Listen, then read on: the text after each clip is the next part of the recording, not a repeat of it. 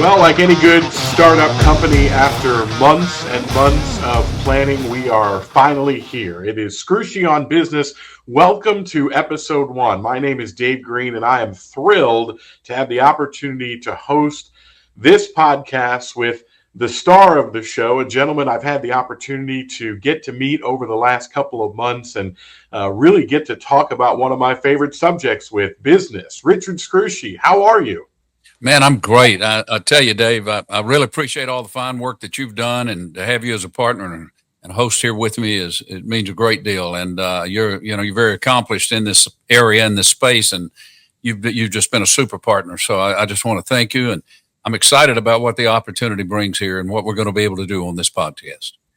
I'm really looking forward to it, and thank you as well. And your family has been a big part of this. One of your daughters, Chloe, and your son, Brandon, have been helping us as well. So it's great that we have gotten to where we are now, which is getting this content out. And there's going to be so much more to come, opportunities for us to talk about entrepreneurship, business, leadership, management, and all sorts of topics related to business. And it will be very interactive. We hope that you will subscribe to this channel if you're watching on YouTube. If you're listening as a podcast on one of the major podcast outlets, please follow our content. Our website is scrushionbusiness.com. And we're going to talk about really your background, Richard, and how you got into business, how you started, and then, of course, what you eventually built with 3 New York Stock Exchange companies and 2 Fortune 500s.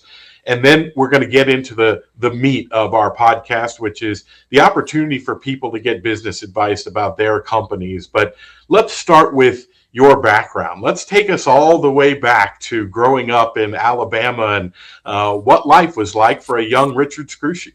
Well, let me tell you, growing up in a small town like Selma, Alabama, and being able to from that to end up building several New York Stock Exchange companies and 2 of them Fortune 500 companies. I mean, that's a big span from where I started to kind of where I went. And I will say this, that it doesn't matter where you grow up. It doesn't really. If you grow up in a situation where you've got family that motivates you and you have dreams as a young man or young woman, and you want to do great things in your life. It doesn't matter where you grow up. Really, I didn't have a whole lot growing up. We did really well to even have a bicycle. I mean, there were some tough times when growing up in Selma, Alabama. It wasn't easy, but it didn't matter because we had a good quality of life, and that was important. I had great parents and had a brother and sister that I loved dearly, and we just had a good quality of life. We did things to raise money to help ourselves out. We picked up pecans from pecan trees, and we'd take them down and sell those pecans. I think we were getting 7 or 8 cents a pound. I mean, I can't even believe it. We'd go out and maybe make $10, and we thought we were rich. We had $10 in our pocket. We could go to the store. We could buy things. Of course, things were a lot cheaper back in those days. I did a lot of odd jobs growing up. I tell the story of me getting my father's lawnmower and going around and cutting grass in all of our neighbors and yards and, making 50 cents or $1 a yard, whatever I could get, to make sure I had money in my pocket. I like to have that jingle in my pocket, Dave, just have a little bit of money. So if I want to go to the store and buy Coca-Cola and get me a pack of cookies or crackers, I had it back in those days. We'd go get red hots. I mean, that was a big deal. Get you some candy and get a candy bar or whatever. But I knew what it was like not to have money in my pocket, and I didn't like that. I like the concept of being able to go out and get things that I wanted. And as I grew up, I mean, I continued to believe that working hard would help you achieve those kinds of things. So, growing up in Selma, I just really enjoyed my life there as a kid. I had odd jobs. I was a busboy at a hotel. I worked in a hamburger joint, cleaning floors, mopping, doing whatever I had to do there. I worked at Dan River Mills as a janitor. Did that for almost a year. I worked night shift. I worked, with a brick mason. That's some really hard work. And I think that working for the brick mason, Dave, is what motivated me to go out and go to college. You go out and work with a brick, you learn how to make mortar and lay brick. And You have to carry all those heavy blocks, and we built the foundation for them all. And I remember those 12-inch, 48-pound blocks, putting them into the foundation. That really motivated me to go to college. I said, well, I've got to do something better. I don't want to have to work this hard my whole life. And thank God for brick masons out there that are doing that work, because they do some fantastic things, and it is a great trade and a real art. And I learned a lot about that. I really respected those guys that had the ability to do those things, but I knew that wasn't me. I wanted to do other things. So fortunately, I was able to get a job in a hospital as a young man because my mother worked at a hospital. She was a nurse, and she also was a respiratory therapist. And so I was able to go to work in a hospital while I was going to college. So I worked full time, and finished up. And fortunately, I was able to teach at the University of Alabama in Birmingham. I taught there for about 2.5 years.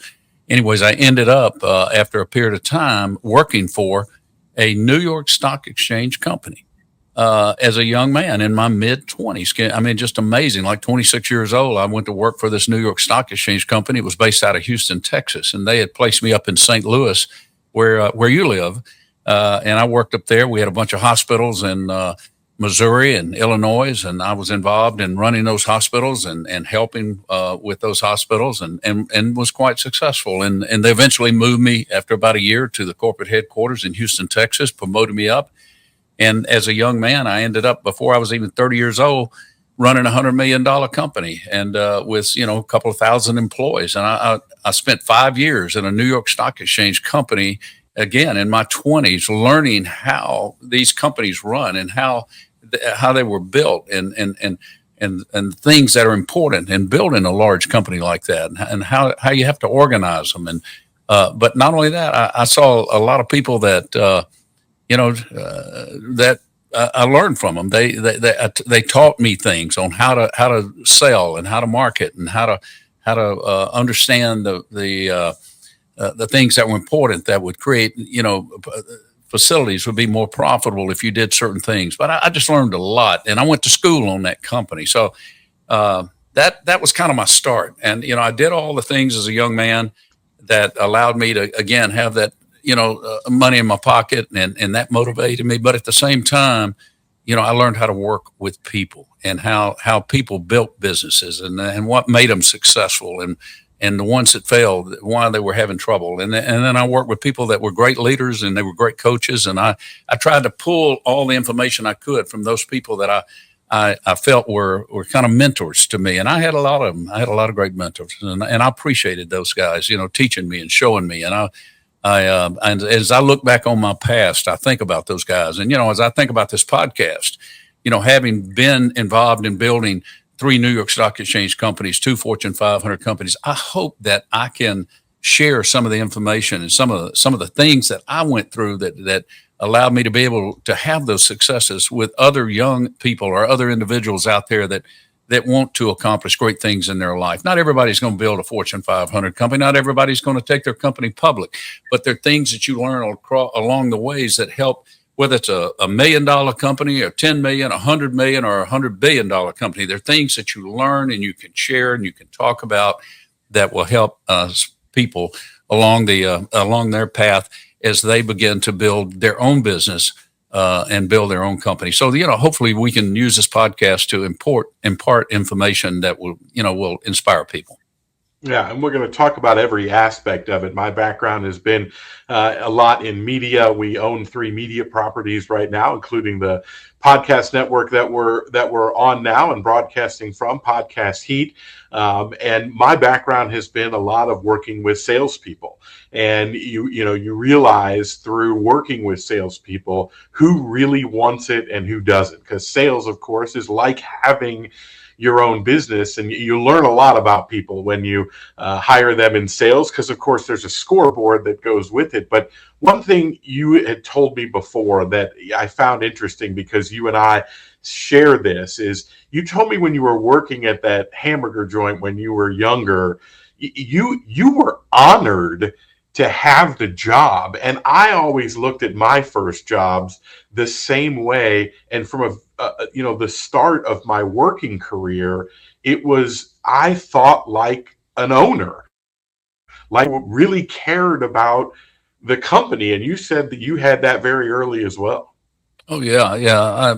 Look, let me tell you, I was so proud to have that job. I, my parents would come and pick me up. Of course, I was again only 12 years old, so I couldn't drive. And I remember my parents coming in and parking out front because I had to mop and clean the restaurant at about 10 or 10:30 at night. And this is on school night. I'm working, and they would sit outside in the car picking me up, and I was so proud that they would be able to sit out there and watch their son, and they're mopping the floors, cleaning up the restaurant, knowing that he had a job. He's 12 years old, and I'm making $1.10 an hour. I was just tickled to death. I remember I'd get my paycheck, and it'd be like $12 or $14. And I just thought, well, wow, this is fantastic. Yeah, I took great pride in everything that I did. I wanted those floors cleaned. I knew that the guy that owned it, when he came out and inspected those floors at night, if there was anything left and they weren't right, he'd say, you didn't get this over here, you didn't get that over there, and did you take that trash out? Did you clean those restrooms? So I took great pride in it. I wanted everything to be right, and I've been that way my whole life. Wanting to be successful and work hard at everything, and not slack. So yeah, I got you, and I understand that, and that's what it takes. It's what it takes. Look, if you're going to build a company, you better be, people watch you. They watch you. It's really interesting. Here I had a multi-billion-dollar company, and people that know me know that at 8 o'clock I was at work every day. And there were times that look, Dave, I would fly. I'd have meetings in San Francisco, and I'd be flying back at night. I'd get back into my house at 2 or 3 o'clock in the morning. But at 8 o'clock, I was in that office, and I had to be there because I wanted other people to be there, because I knew that if we were going to be productive and really successful, that I had to we had 1,000 people in our corporate office at one time. Those people had to all come in at 8 o'clock and work until at least 5 or 6. I used to tell my people, I don't want you working on weekends. I worked for a guy when I was working out in Houston, Texas, for one of that first New York Stock Exchange company. I had a boss that made me work every weekend. Every Saturday, I had to get up and go to work. And it just killed me because I would travel, a lot of travel, Monday through Thursday. I'd be traveling. I wanted to go home. I needed that time to recharge my batteries. So when I built that multi-billion-dollar company that I built, that I founded, I told my people, I said, look, I don't want you working on Saturdays and Sundays, but I will want you to work during the week. And if we have to work till 10 o'clock or 11 o'clock at night on a Wednesday night or a Thursday night or a Friday night, we're going to do it. But Saturday's your day. I want you off. I want you rested. I want you to go to church on Sunday. And when you come back on Monday, I want you to have time with your family. When you come back on Monday, I want you to be ready, charged up, and we're going to work hard. So really, in the early days of building that first business, I had my management meetings at 7 o'clock every Monday morning. And that was to set an example. And I used to tell them, the early bird gets the worm. And that's just the way it is. We're going to get up and we're going to beat our competition because we're going to start earlier and we're going to work harder. And that's what you have to do. I mean, it's tough. Building a business is tough. But if you got a mindset set that we're going to do it right, we're going to all be productive, we're going to pull the wagon together, and we're going to make this successful, then it will happen. And it's something that you have to do. And if you, as the leader, can't come in and set the example, I can tell you right now, it's not going to work. It takes everybody pulling together, working together. And you know what I mean? And in sales and in growing a business, I mean, you've got to go after it. You got to get out there and you got to set the example. And if you do that and you can motivate, let's just say you've got, 10,000 people working for you, and you can get all 10,000 of those folks, or the majority of them, working together and doing the right things and being productive every day. What can you accomplish? I mean, you can accomplish greatness. But if you don't run it that way, the chances of you being the leader in whatever industry you're in, the chances are slim. It just won't happen. Yeah, I've always referred to it as pull from the front leadership as opposed to pushing from behind, because we know a lot of people get into those leadership positions and think, I've made it. Now is my time to just delegate authority. And of course, if you really want to be an entrepreneur and the owner and to think like an owner, you're thinking, I'm the person who's at the front, I'm pulling this, and I'm going to turn around at some point and see who's with me, because as you and I have talked about, some people end up in the wagon and some people end up pushing against the wagon. I had a guy that came to me once, and he told me, he said, I'm tired of working out here. I've been working in the line management out here. He said, I want to move up. I want something easy. I want to move into management. And I said, what? You want to move into management and you want something easy? I said, you're misunderstanding this. I said, because when you move into management, you're responsible for a lot of things. You got all the other people working for you. You've got to go make it happen. You got to make sure, you got to get up early to make sure that all those people are productive. The guy, he just didn't get it. He didn't understand it. I used to tell people too, I said, if you have an employee that comes into you and says, hey boss, what do you want me to do today? You failed. I'm telling you, you failed. If your people have to come in and say, hey boss, what do you want me to do today? First of all, I've got a problem with that individual because number one, I made sure all my people knew what we had to do. And if I had to tell somebody, and they didn't get it, then I had to really look hard at that individual and say, is there a reason why you're not getting this? You're not understanding what your job is, but then again, you got this is something else. In leadership, we are responsible to communicate.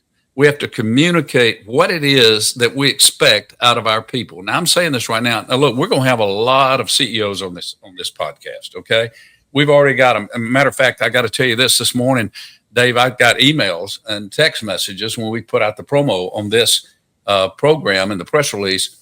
People have already been calling me wanting to come on our show. Okay. Come on our program. So we're going to have these CEOs on and they're going to tell stories about, how did they do it?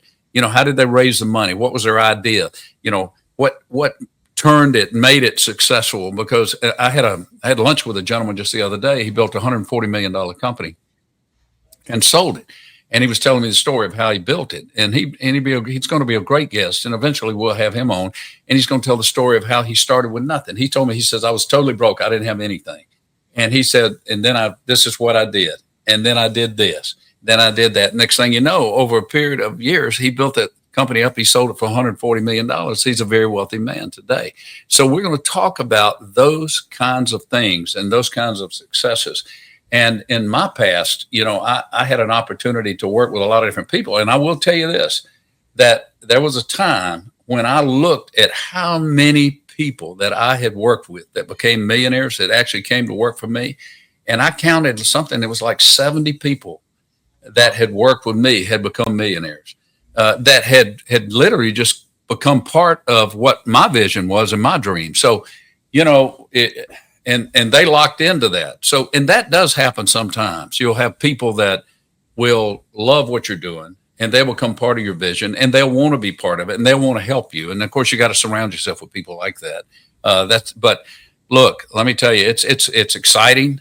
And there are a lot of folks out there right now that are sitting on their dreams that, haven't quite made the decision. I tell you the story about my cousin who was building he built that cleaning business up in Anchorage, Alaska, very, very successful. And he came to visit me on a vacation in Alabama.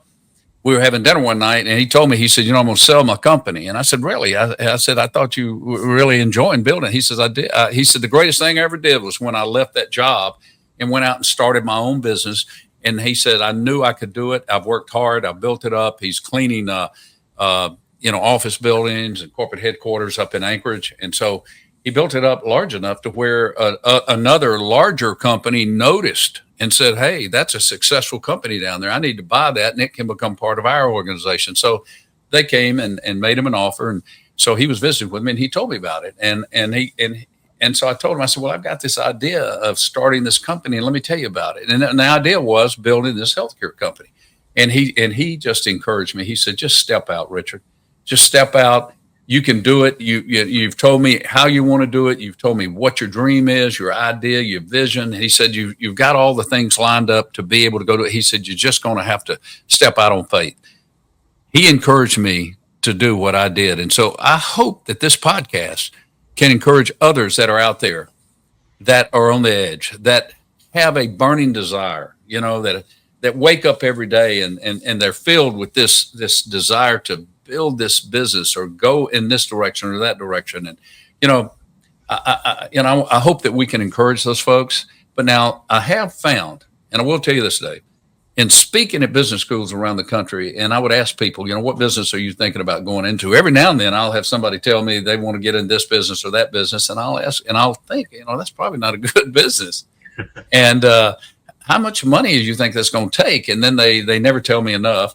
And then I'll question them. I'll say, well, now you realize that there's a lot of folks already in that business. You might not want to choose that business, but not every business is great.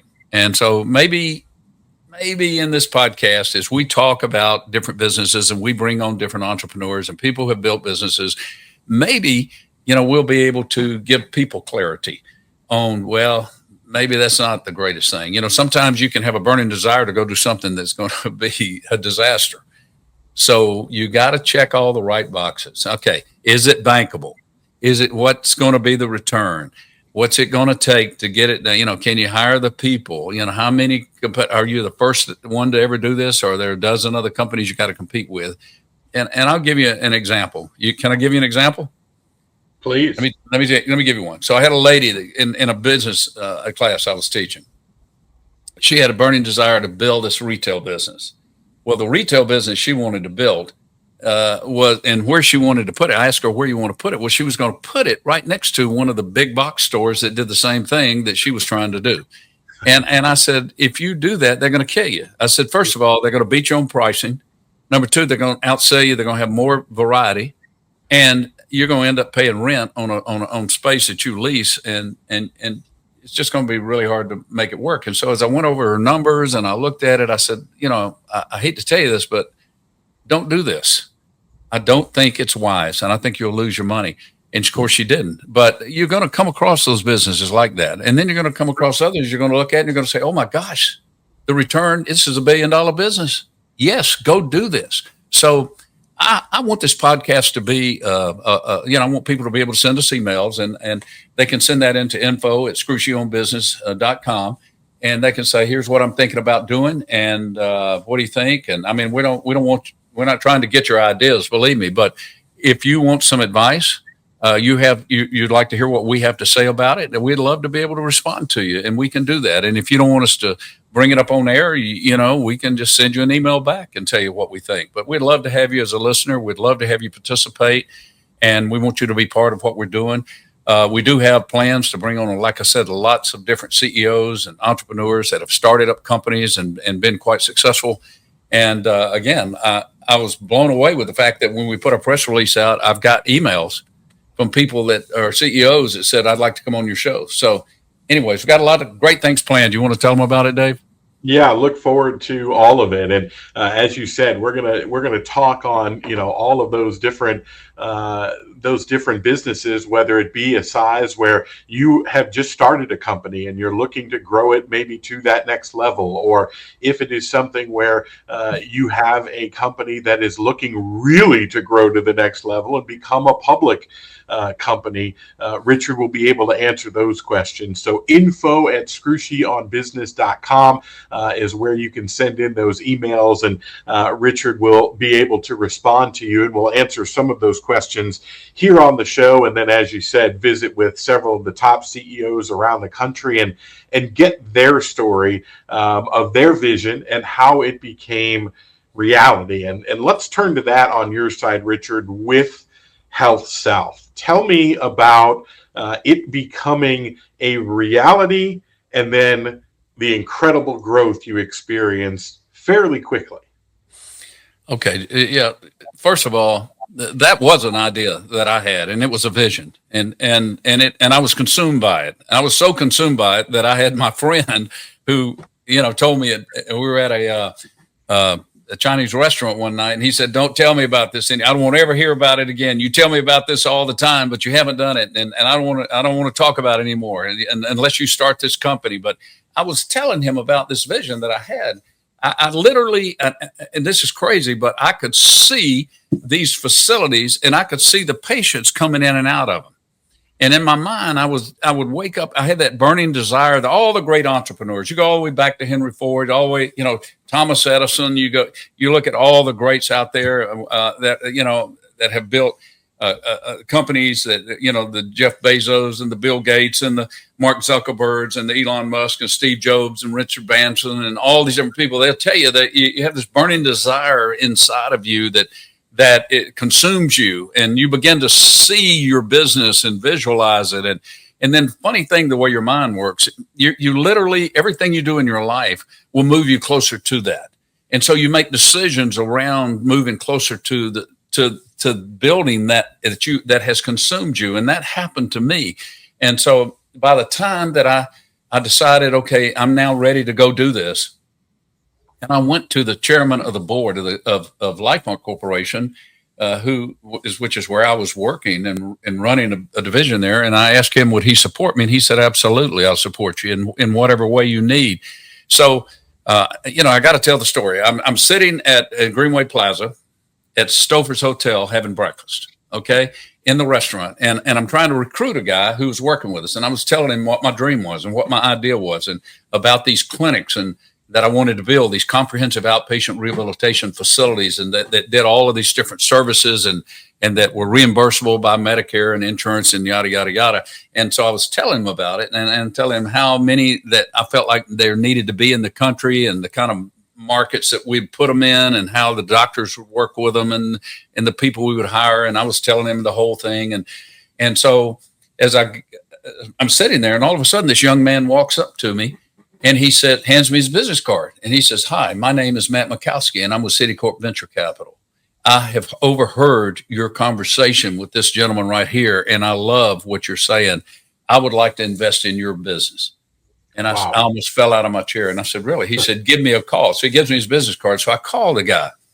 And he said, look, I will put your original $1 million into your company. I love what you're saying. I want to meet with you. I want to have dinner, and I want to meet your management team. So he said, make sure that in your management team, because you got to understand now, I'm 30 years old. Okay. He said, I need some gray hair. Get you one guy in there that's got some gray hair. So I looked around at all the people I was working with, and I found a guy with gray hair who I liked, who was a nice guy. And I thought he was very smart. And so I got me a gray haired guy. And then the rest of us, we were all young whippersnappers that felt like, you know, we could take on the whole world.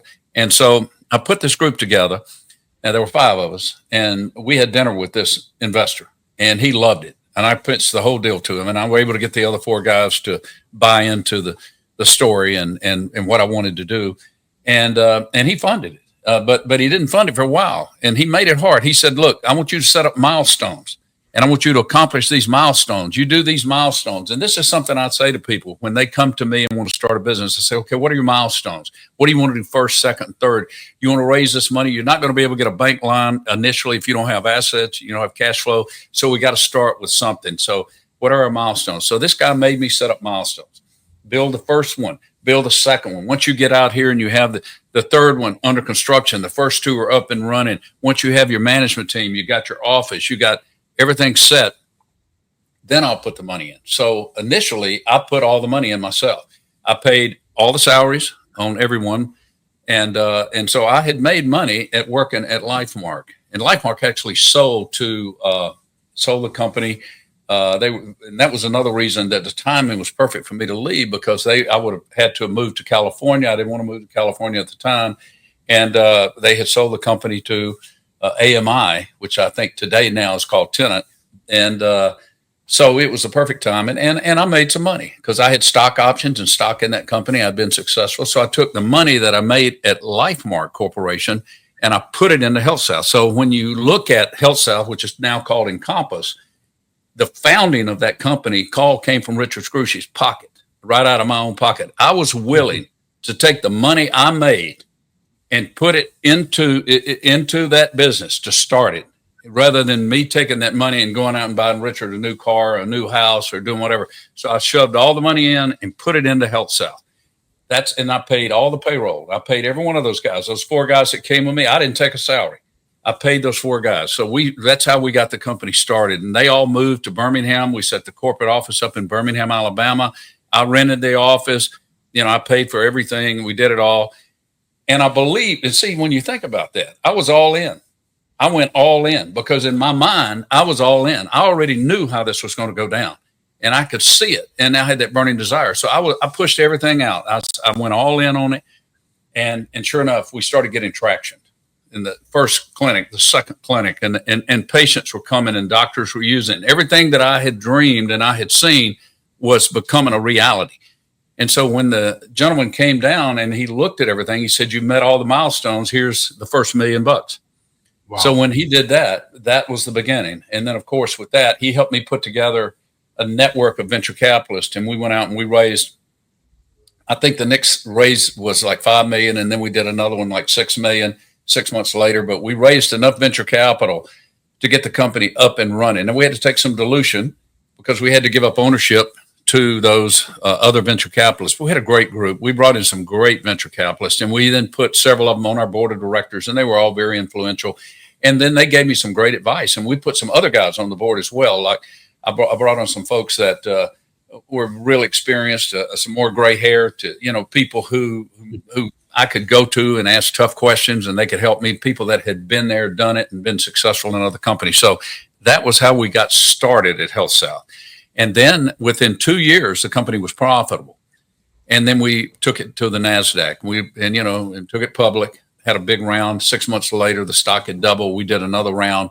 And then a couple of years later, we listed it on the New York Stock Exchange. And by then, we were $1 billion company, $1.5 billion, $2 billion, $2.5 billion, $3 billion, $4 billion. And we just kept building the company. And we went from the original 5 employees to, at one time, we had 80,000 employees. But I had bought another company that had a bunch of nursing homes, had 300 nursing homes, and I sold those. And that took us back because we didn't want to be in that business at that time. So that brought us back down to, because we wanted to buy their rehab hospitals. They had like 28 rehab hospitals and 300 nursing homes, but he wouldn't sell me just the hospitals. I had to buy the whole thing, sold off the nursing homes, and it took me back down to about 52,000 employees, which is pretty much what we ran. We then were 2,340 something facilities in all 50 states, every major city, Australia, United Kingdom. We built the largest rehab hospital in the world in Saudi Arabia, 400 beds. And at one time, of course, in Puerto Rico, and we had operations in Canada at one time. So, we built an international company, and it started with, an idea that I had, just an idea, and the belief that this could happen. And then I had to go all in. And when I went all in, I was totally committed. And we did everything that we had to do to build that company. Now, you mentioned something, David. I got to say this. You talked about public companies. One of the things I want to talk about here, there are people out there right now that are building companies that have interest in building and taking their company public.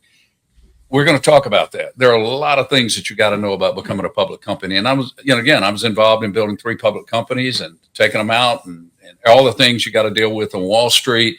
Why the NASDAQ? Why the New York Stock Exchange? Why not the American Stock Exchange? What do you have to do? How do you deal with investment bankers? Who do you hire? What do they charge you?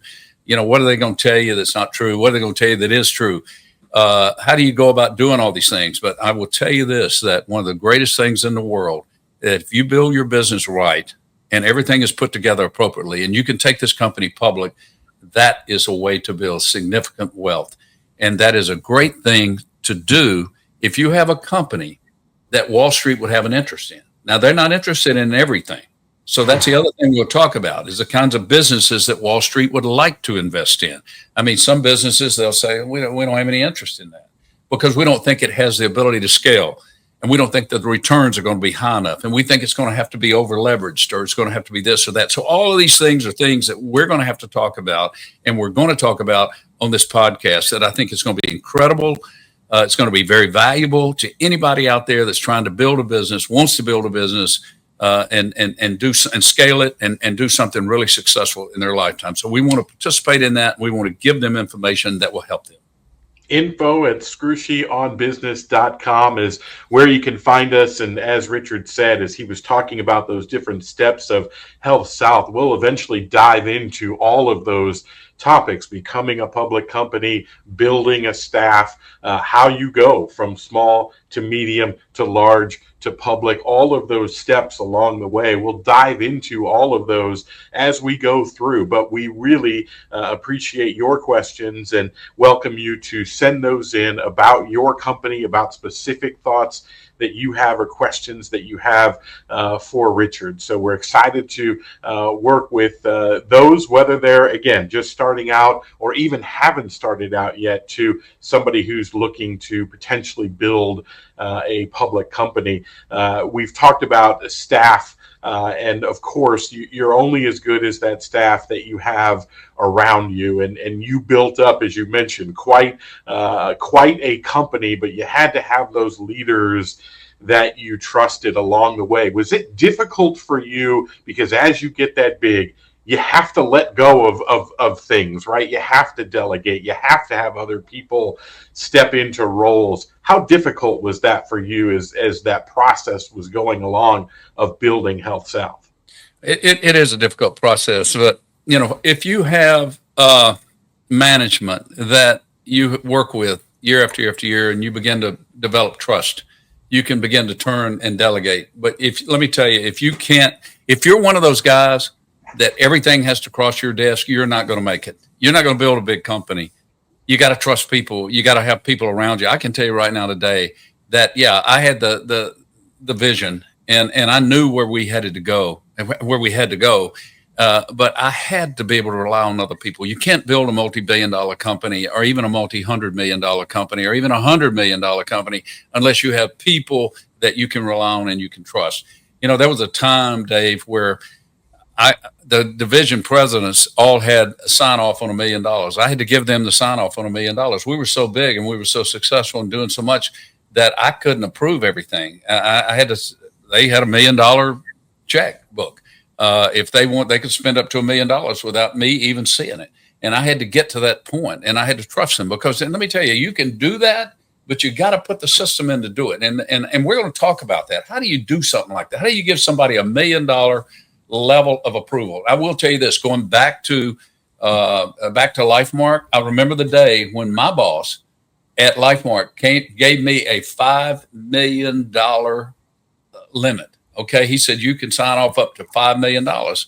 And now think about this. I'm like 28 years old, and I had achieved the trust from the CEO of the company that I had a $5 million ability. I mean, and what happened, the way it happened, I brought a bunch of contracts in one day, and he said, how much is this going to cost us? I said, $5 million. And he said, look, I don't even understand all this.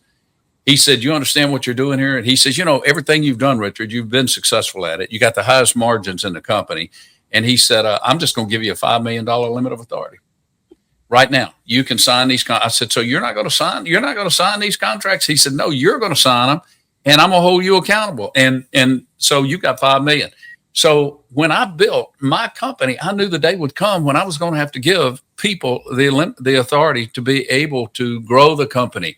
Now, you put systems in place, Dave, where you monitor what they're doing. So those presidents were running a division. So when they came in and they presented their financials, and the guys in the financials that came up, they had a 30% profit margin, and our goal was to have a minimum of 20%.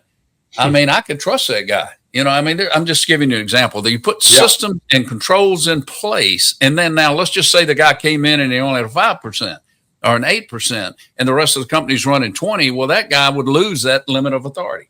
I would take that away from him. So there were things that you would learn, this person you can trust. They make good decisions. They're not going to waste the money. They're not going to do things that are wrong. And so you develop that trust. But yes, it's hard to let go. But if you can't let go, I can tell you right now that you're never going to build a huge company if you don't have a management team around you that you can delegate to. Because if everything crosses your desk, you're going to have a problem. Now, there's certain things that have to cross your desk. And that's like doing business with your bank, okay? Your investment bankers. And even my board of directors had given me a limit of authority. And that limit of authority was several $100 million. So I was able to operate and make acquisitions and buy businesses and grow and buy equipment and do things without having to take it to my board of directors, which was important, which allowed me to move very quickly. And I had to grow up because it wasn't that way initially. I mean, I went from, starting out with $100,000 limit by my board of directors all the way up to several $100 million. but I did that over a period of 20 years. And again, you have to develop trust. So yeah, there are things that you will put in place over time that will allow you to grow your business, and things you're going to have to do. And we can talk about those things in more detail later as we go forward. Yeah, and I appreciate the honesty, as you said. If you're that person that has to have that everything coming through your desk, you're only going to be able to reach a certain ceiling. It's tips like that you're going to get every week. We'll be here on Scrushy on Business. Our website, scrushionbusiness.com. If you'd like to email in and talk about your business or ask Richard questions, you can do that at info@scrushionbusiness.com. And we remind you to please subscribe to our YouTube channel so you're always alerted to new content. And of course, on all the major podcast outlets, please follow Scrushy on Business and you'll get the new episodes sent to you each week. Richard, as we wrap up week number 1 in our first episode, it is, again, been a great pleasure to get to know you and your family a little bit over these last couple of weeks. And I know that people interested in business and entrepreneurship, I get the sneak preview to get to know what they have coming up for them. They're really going to enjoy what we bring here every week on Scrushy on Business.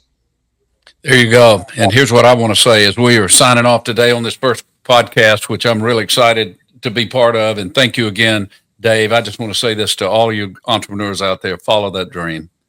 Follow that dream. You too can build a multi-billion-dollar company. It can happen. It's something you can do if you follow all the steps. You've got that desire. It's burning inside of you.